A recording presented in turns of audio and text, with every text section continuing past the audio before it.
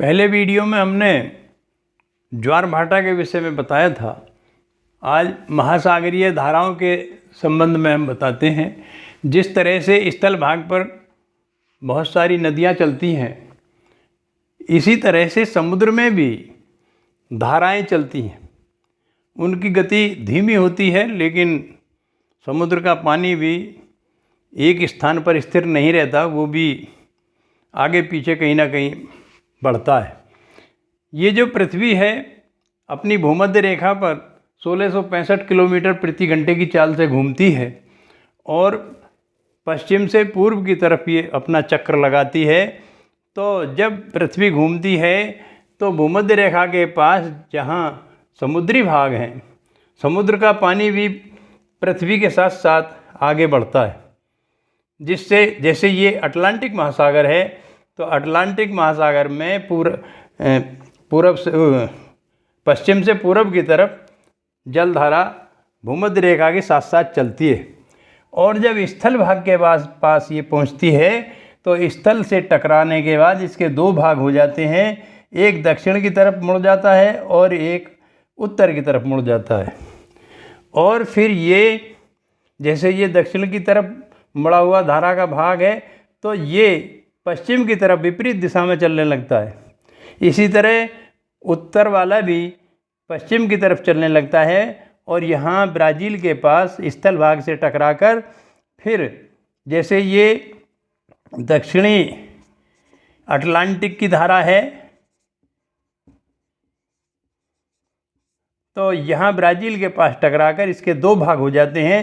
एक भाग उत्तर की तरफ घूम जाता है, भूमध्य रेखा पर पहुँच जाता है। इसी तरह उत्तरी अटलांटिक की धारा भी इसके भी ब्राज़ील के पास टकराकर दो भाग हो जाते हैं।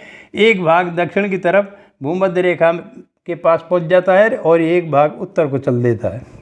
अब जैसे ये उत्तरी अटलांटिक की धारा है, यहाँ पर भूमध्य रेखा पर अधिक तापमान होने के कारण ये धारा गर्म जल की धारा होती हैं।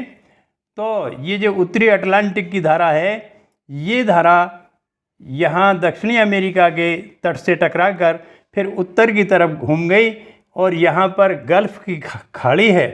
गल्फ़ की खाड़ी में पहुँचने पर इसका नाम गल्फ़ स्ट्रीम रख दिया पड़ जाता है। इसके बाद ये धारा और उत्तर को बढ़ती है और यहाँ जाकर पश्चिमी पवनों के प्रभाव में आकर ये धारा पूर्व की तरफ मुड़ जाती है और यहाँ स्वीडन और नॉर्वे के तटों तक ये धारा पहुँच जाती है। इधर यहाँ ऊपर लेब्राडोर का पठार है और ऊपर उत्तरी ध्रुव है।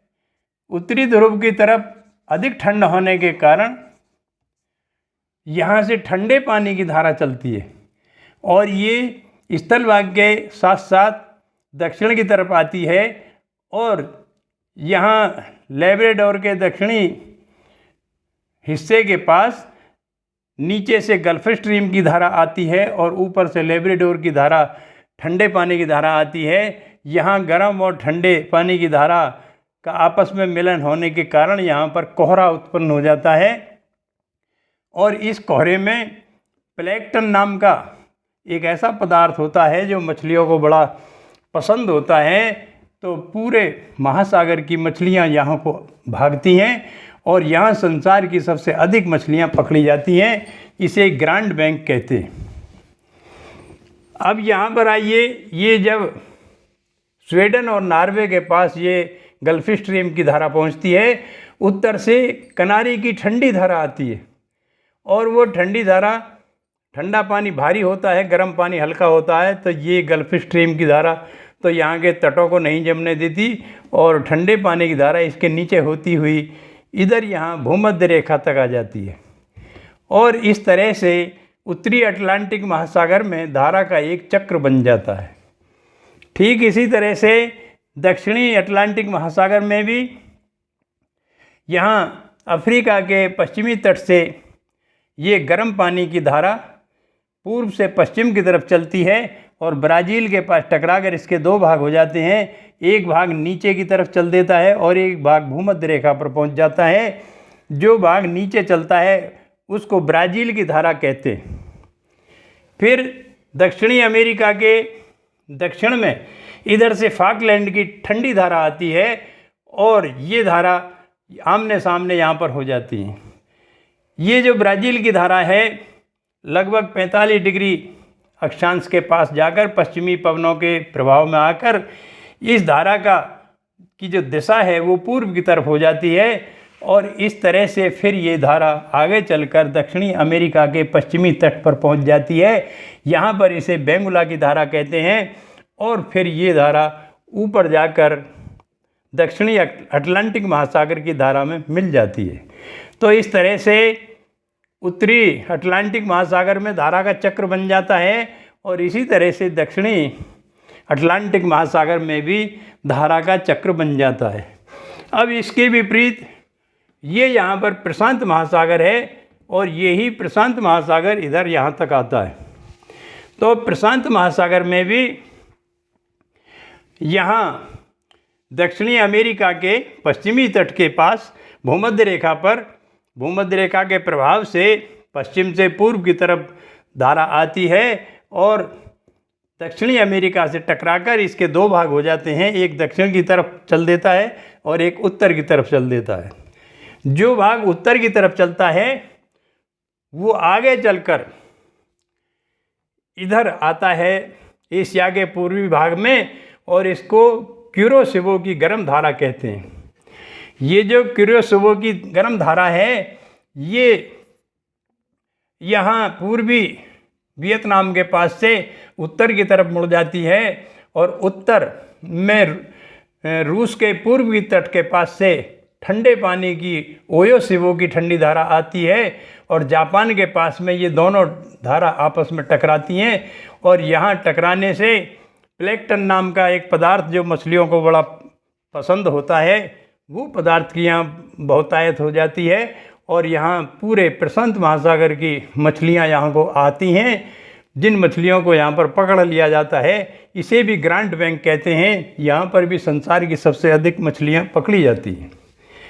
ये मैंने उत्तरी प्रशांत महासागर की धारा का एक चक्र बताया।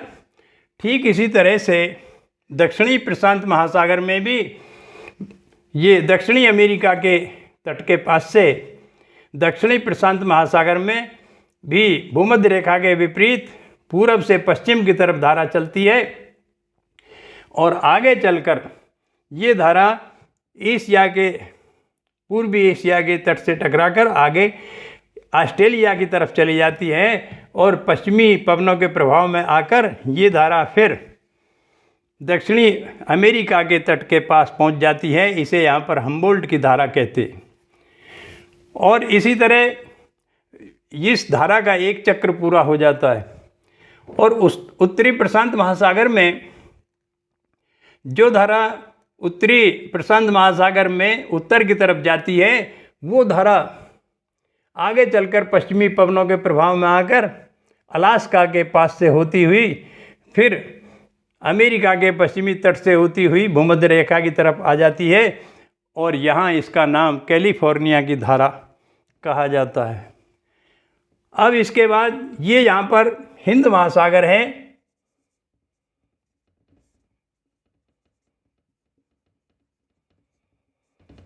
इस हिंद महासागर में भी भूमध्य रेखा के पास में धारा उत्पन्न होती हैं।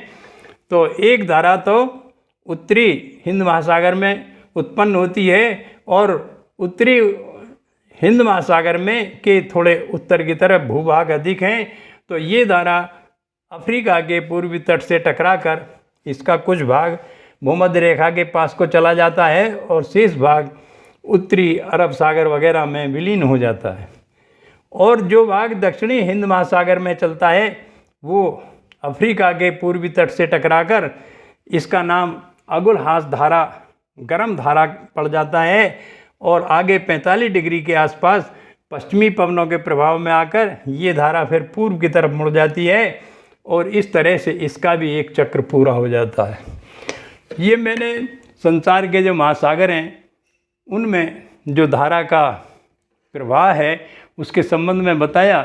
अब इन धाराओं के क्या प्रभाव होते हैं, क्या लाभ हानि होते हैं, अगले वीडियो में वो हम आपको बताएंगे।